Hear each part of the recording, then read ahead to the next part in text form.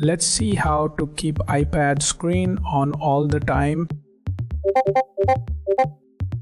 In the first step, open settings. Next, go to display and brightness, then select auto lock. After that, set it to never. In the next step, open settings. Later, go to battery, then disable low power mode.